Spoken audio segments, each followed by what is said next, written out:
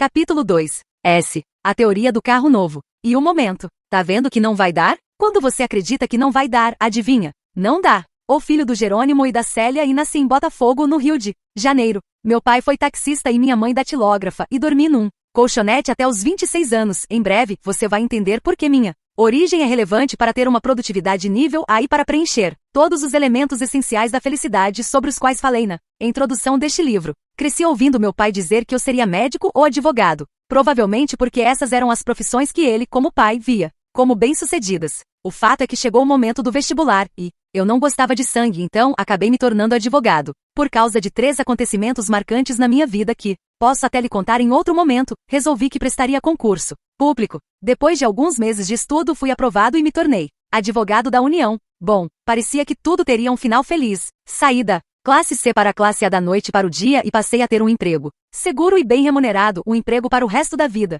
Eu só não contava que a felicidade daquele momento não fosse durar para sempre. A teoria do carro novo. Deixe-me dar uma pausa aqui na história para falar sobre a teoria do carro novo e por que ela vai ajudar você a compreender diversos momentos na vida em que tudo deveria parecer perfeito, mas na prática tem-se a sensação de que falta algo dentro da nossa realidade e naquele momento da minha vida. O primeiro carro legal que eu e a Patty, minha mulher, conseguimos comprar foi uma SUV, um utilitário esportivo. Acontece que depois de 2 semanas, Patty e eu entramos no carro e ela vira-se para mim e diz: "Nossa, este carro está parecendo o nosso carro antigo." Na verdade, ela se referia a um carro popular que, pelo valor financeiro, praticamente qualquer pessoa que trabalhe por algum tempo consegue comprar. Ou seja, nossa SUV, que era o melhor e mais caro automóvel que tínhamos conseguido comprar até aquele momento, havia muito pouco tempo depois transformado-se, digamos, em um carro popular. O mais incrível é que quase do carro novo. O mais incrível é que quase tudo na vida vira o carro novo. Automóvel, emprego, apartamento novo, aumento salarial, promoção no trabalho, namorada ou namorado novo, tudo, absolutamente tudo, depois de um tempo, vira esse carro popular. Bom, agora que você já entendeu a teoria que expliquei, o que aconteceu na prática é que o meu emprego público, em que eu tinha segurança, sofria pouca pressão profissional e recebia um salário de classe A, havia se transformado no meu carro popular, e a cada dia que passava eu percebia que não estava construindo histórias de que sentiria orgulho de contar lá na frente. Meu novo momento social e as conquistas que meu novo salário havia trazido não eram suficientes para superar a falta de desafio e a falta de entusiasmo com o meu trabalho. Talvez você esteja se perguntando: tá certo, Jerônimo, mas se tudo vira meu carro popular, qual é a solução para uma vida feliz? Essa é, aliás, uma excelente pergunta, a qual vou responder mais adiante. Ora, só preciso que você entenda a teoria do carro novo e que saiba que ela me acertou em cheio. Já no primeiro ano como servidor público eu procurava formas de viver pela minha paixão. O momento, tá vendo que não vai dar? Confesso que na escola não fui um exímio leitor de livros, muito pelo contrário, só me lembro de ter lido O Menino do Dedo Verde, de Maurice Druon, e que só sei o nome do autor porque acabei de pesquisar no Google, exatamente agora enquanto escrevia este trecho do livro. Não que eu me orgulhe disso, mas é a pura verdade. O tempo passou até que li o primeiro livro que de fato chamou minha atenção, que me tocou, mudou minha forma de ver o mundo e acendeu em mim, de modo indescritível, a vontade de empreender. Trata-se do livro Pai Rico, Pai Pobre, de Robert Kiyosaki, que, como um marco na minha vida, me fez tomar a decisão de me tornar empreendedor, embora eu tenha uma concepção diferente de empreendedorismo da que tradicionalmente é usada. E só para ter a certeza de que estamos falando a mesma língua, é importante que você saiba que eu considero empreender sinônimo de remunerar sua paixão. Então, para mim, empreendedor é todo aquele que, de uma forma ou de outra, consegue remunerar a própria paixão, seja como dono de um negócio, seja trabalhando para alguém. Eu precisava empreender e, como advogado da União, sentia-me o oposto de tudo o que eu queria para minha vida. Havia muito conforto financeiro, mas pouca realização. Agora você já entendeu minha situação. Meu emprego público com salário acima da média brasileira tinha virado meu carro novo, mas eu não estava feliz, não estava construindo histórias de que me orgulharia de contar lá na frente. Aqui preciso fazer um alerta. Pode ser que sua história não tenha nenhuma relação com a minha, pode até ser que seu objetivo seja passar num concurso público em vez de pedir exoneração de um, como eu fiz. Mas o importante é compreender que, de um jeito ou de outro, somos muito parecidos. Isso porque, se você está lendo este livro, com certeza quer aprender a realizar mais em menos tempo e ter mais felicidade, quer aprender como vencer a procrastinação para fazer de modo consistente aquilo que sabe que tem de ser feito, ou mesmo quer descobrir como produzir melhor, somente para fazer o que você já faz, porém em menos tempo e com mais equilíbrio na vida. O tempo foi passando e a cada ano que eu acreditava que seria o último no emprego público era consumido pelo monstro do dia a dia.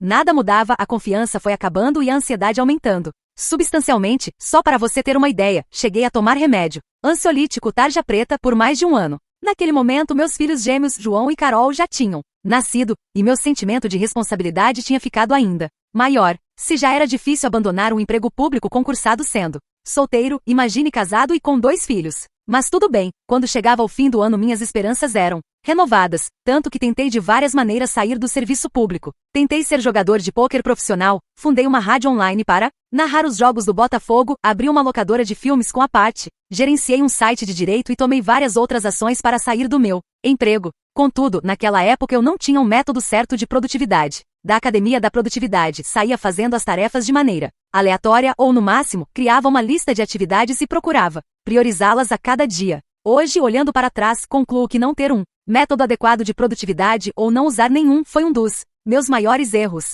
O que acontecia na prática é que quase todos os projetos até davam certo no início, eu começava bem, vinha a sensação que tinha encontrado a forma de viver que eu sempre quisera quando começava a ter os primeiros resultados. O que vinha em seguida era que continuar advogado da União e seguir na segunda atividade ficava pesado demais. Começava a parecer que tudo que eu tinha a fazer não ia caber no meu dia. Trabalhava cada vez mais horas e quanto mais eu trabalhava, mais surgiam coisas para fazer e quanto mais tarefas apareciam mais cansado eu ficava e menos eu produzia. Até que sempre chegava o mesmo momento em que eu dizia para a Paty, está vendo que não vai dar? Estava me referindo ao volume de tarefas que eu tinha de fazer e que, com a baixa qualidade da minha produtividade sem um método certo, ficava a sensação de que mais uma vez não daria para fazer a transição do serviço público para a minha vida de empreendedor. Não sei quanto você está atento a isso, mas quando a gente pensa que não vai dar, adivinha? Não dá mesmo. E era exatamente o que acontecia. Comigo, eu dizia que não conseguiria deixar aquela vida para construir histórias verdadeiramente incríveis. Eu me desesperava, produzia menos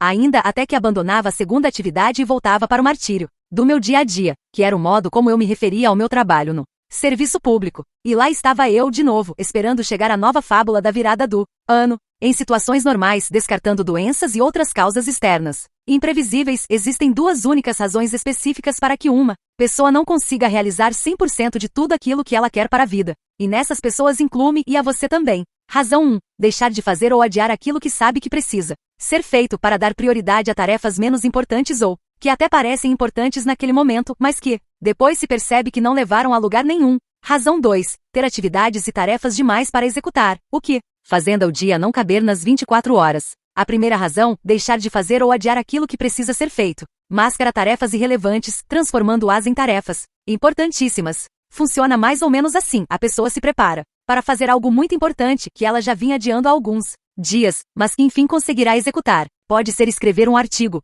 fazer aquele trabalho de faculdade, concluir um relatório importante ou uma tarefa do trabalho, resolver um problema pessoal, iniciar um projeto. Mas justamente na hora que ela senta para pôr as mãos na massa, ela se lembra de que para fazer aquilo é fundamental, antes, organizar as gavetas do escritório, gavetas essas que nunca incomodaram, ou limpar as caixas de e-mail ou inbox do Facebook, mensagens do WhatsApp. É como se existisse uma fila de tarefas que precisam ser feitas, muitas das quais não são tão relevantes. São atividades que apenas ocupam seu tempo e em meio a elas também existem outras que são importantes para alcançar aquilo que você quer para a sua vida. Falaremos de tarefas de ocupação e de produção mais adiante, e conforme você vai resolvendo aquilo que é menos relevante, a fila vai andando e uma hora. Por fim, chega o momento de executar aquela tarefa importante, mas, nesse momento você transfere essa atividade importante para o final da fila e continua a fazer aquilo que não leva a lugar nenhum. E por mais que a designa-se teu, e por mais que a designação possa soar feia, priorizar tarefas menos importantes em vez daquelas que de fato deveriam ser executadas é a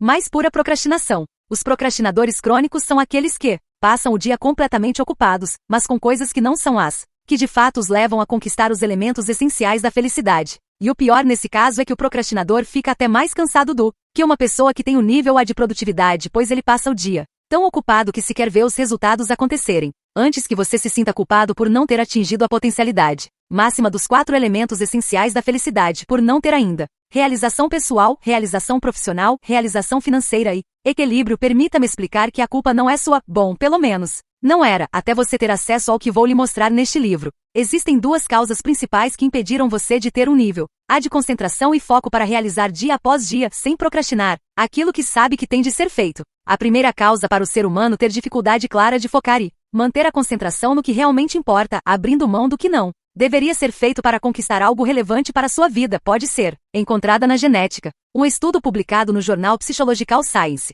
identificou um possível gene da procrastinação. O fato é que nossos ancestrais não tinham o hábito de planejar o futuro e acabavam tendo de tomar frequentes decisões em razão do momento, inclusive para sobreviver. Nossos ancestrais, por exemplo, saíam para buscar alimento, mas durante o percurso surgia um predador, então eles tinham de abandonar o plano maior da caça e se concentrar ali no presente, naquilo que se apresentava bem à frente deles, concentrar-se na própria proteção e sobrevivência. Não temos predadores reais na nossa rotina diária da vida moderna, mas a quantidade de distração que surge com pré-pagandas, redes sociais, notificações de e-mails, mensagens de WhatsApp e um monte de outras informações acaba deflagrando o mesmo comportamento pré-histórico, ou seja, deixamos o objetivo principal do dia para nos concentrar naquilo que acabou de pular à nossa frente. A segunda causa da procrastinação e da não realização é que ficar concentrado por muito tempo numa atividade é uma das funções executivas do sistema nervoso central mais difíceis de ser mantida. Ou seja, juntando a tendência genética com a dificuldade natural de se manter concentrado, o resultado final é a dispersão crônica. Na prática, significa dizer que essa combinação acaba fazendo o indivíduo pular de tarefa em tarefa numa velocidade nada benéfica, consumindo a produtividade e dando a sensação de que o dia voou e que ele não fez nada. Percebe que existe uma lógica e um padrão no comportamento das pessoas em geral? A razão 2 para o monstro do dia a dia destruir sempre a fábula do ano novo é o fato de um indivíduo ter atividades e tarefas demais para realizar, a ponto de o dia não caber em 24 horas. Eu mesmo vivi muitos dias assim, acordava cedo, trabalhava focado, respondia a dezenas de e-mails, incontáveis mensagens de WhatsApp, retornava ligações, pagava contas, levava meus filhos à escola, mal tinha tempo para almoçar e muitas vezes sequer me lembrava de beber água. Naquela época, o fato de pensar em acrescentar algo novo à minha rotina era simplesmente desesperador. Sempre que alguém me dizia que tinha algo ou algum projeto ou curso que era minha cara, eu nem queria ouvir. Afinal, eu não daria conta mesmo. Lembro-me de dias e mais dias em que o telefone tocava e eu não tinha coragem sequer de verificar de quem era o número, pois sabia que teria de atender e parar de fazer as tarefas que mal cabiam na minha rotina. Aqui lembro-me de quando jogava tênis com um amigo no Rio de Janeiro. Nós éramos de fato ruins naquilo, até que um dia apareceu um professor de tênis e ofereceu uma aula gratuita. Eu aceitei e naquela primeira aula, a única coisa que o professor ensinou foi como bater na bola. Eu precisava olhar para a bola, apontar para ela com a mão que estava livre e bater na bola com a raquete no momento em que ela chegasse na altura de minha cintura e depois completar o movimento com a raquete até o ombro oposto. Aquilo foi tudo que aprendi naquele dia, mas foi o suficiente para ganhar do meu amigo na partida seguinte sem a menor dificuldade. A diferença entre nós dois é que eu tinha um método de bater na bola, e ele não. É isso que acontece com quem leva a vida sem dominar um método. Para produzir com nível A de produtividade, tentar fazer com que todas as tarefas caibam em um dia sem ter uma técnica adequada para isso é exatamente como tentar jogar tênis sem nunca ter aprendido a acertar a bola. Não sei a razão pela qual você está lendo este livro e o que quer alcançar que ainda não tenha conseguido, mas posso afirmar sem medo de errar que se ainda não chegou lá, foi por estar com coisas demais para fazer e não conseguir estruturá-las ou porque tem coisas de menos, mas não consegue evitar de procrastinar na hora de fazer o que deveria ser feito. Essas duas razões representam 100% dos alunos que passaram pela Academia da Produtividade, e elas são os grandes destruidores da realização. Pare por um instante e com honestidade avalie as metas que você ainda não atingiu, provavelmente aquelas mesmas que você anotou no exercício anterior. A seguir, marque um X na razão pela qual você ainda não conseguiu realizar suas metas. Se não tiver uma resposta exata, escolha a opção que se aproximar mais da sua realidade. Até começo bem, caminhando na direção de concretizar o que quero para minha vida, mas depois de um tempo acabo deixando de fazer aquilo que sei que tenho de fazer, adiando o que deveria ser feito, priorizando de maneira errada algumas tarefas do meu dia a dia e as coisas acabam não acontecendo como deveriam. Tenho atividades e tarefas demais para executar, tanto que as 24 horas do dia parecem insuficientes, a ponto de não conseguir fazer aquilo que sei que deveria fazer para alcançar meus objetivos. Ou seja, até tento, mas não dá tempo. As duas razões acima contribuem de modo direto para eu não ter, exatamente agora, o que eu gostaria para a minha vida. É claro que existem técnicas para treinar sua mente e seus hábitos, para driblar as tendências naturais de procrastinar o que deveria ter sido feito, bem como de gerenciar as tarefas que parece que vão engolir você, para finalmente ter um nível A de produtividade. Vamos entrar nesses detalhes já a partir do próximo capítulo.